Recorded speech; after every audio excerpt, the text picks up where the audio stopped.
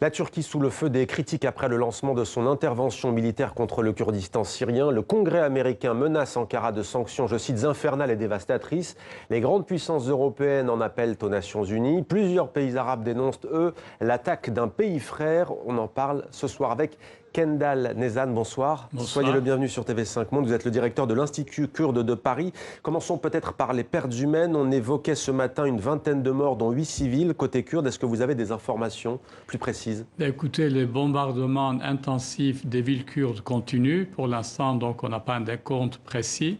Il y a une vingtaine de combattants, effectivement, qui ont été tués, mais beaucoup de civils sont blessés. Il y a des morts, il y a des dizaines de milliers de déplacés maintenant.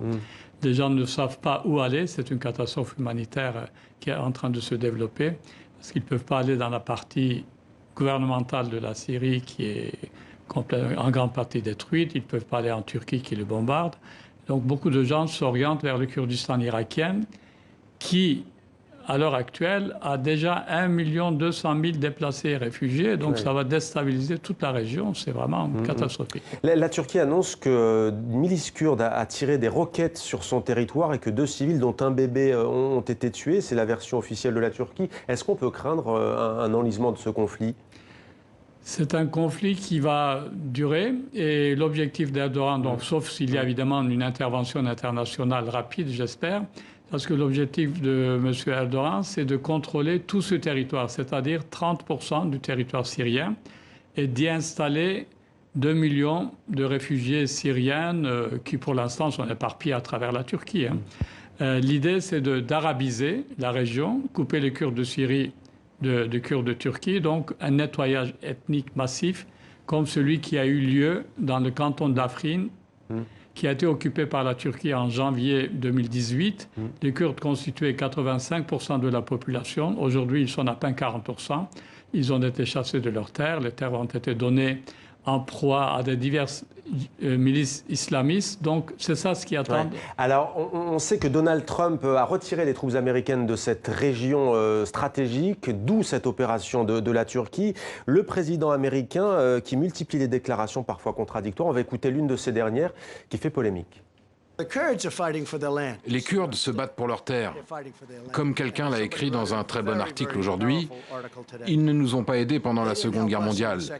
Ils ne nous ont pas aidés, par exemple, en Normandie. Ils mentionnent des noms de différentes batailles, mais ils sont là pour nous aider avec leur terre. Ça vous choque? Écoutez, c'est choquant. Les Kurdes de Normandie, quel rapport?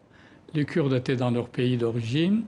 Ils ont massivement soutenu la France libre. C'est pour ça que le général de Gaulle, pour le remercier, a créé une chaire de la langue de la civilisation kurde en 1945-46. Et donc, ils étaient à peu près les seuls. Et en Iran aussi, ils ont créé une république kurde en 1946. Ils étaient du côté des Alliés, mais les Kurdes n'avaient pas d'État, ils ne pouvaient pas envoyer de combattants en Normandie. Pour autant, c'est ce qu'on entend aussi souvent, les Kurdes, notamment depuis le début de ce conflit syrien, sont les éternels perdants. Est-ce que vous vous sentez aujourd'hui abandonné? Il y a beaucoup de critiques, mais on sent une impuissance au fond. On se sent abandonné et c'est vraiment une tâche sur l'honneur des pays occidentaux, parce que les Kurdes se sont battus, bien sûr, pour leur liberté, leur terre, mais aussi au nom de la communauté internationale, contre le fléau constitué par Daesh. Et donc, ils ont éradiqué Daesh, lui ont repris le territoire. Il y a eu plus de 11 000 morts, d'après la statistique citée par l'ancien commandant en chef américain au Proche-Orient, des dizaines de milliers de blessés. Et tout ça, les Américains n'ont eu que 6 morts dans le rang. Les Kurdes qui ont payé un lourd tribut. Dernière question, la France a convoqué l'ambassadeur de Turquie en poste à Paris aujourd'hui.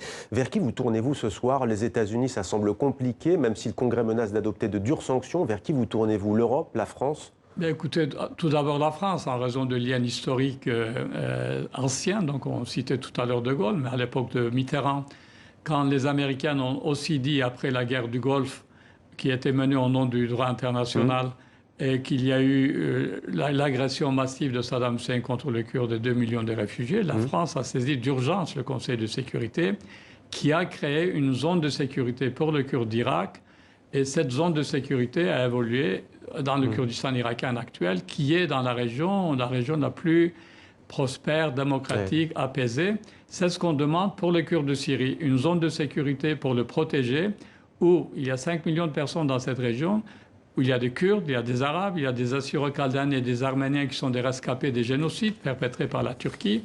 Pour que ces gens-là puissent vivre ensemble, il faut une zone de sécurité et des sanctions sévères contre la Turquie. Merci beaucoup Kendall Nezhan d'avoir témoigné dans 64 minutes sur TV5 Monde. Et pour aller plus loin, rendez-vous sur notre site internet pour suivre en temps et en heure l'évolution donc de cette offensive de la Turquie sur le Kurdistan de Syrie.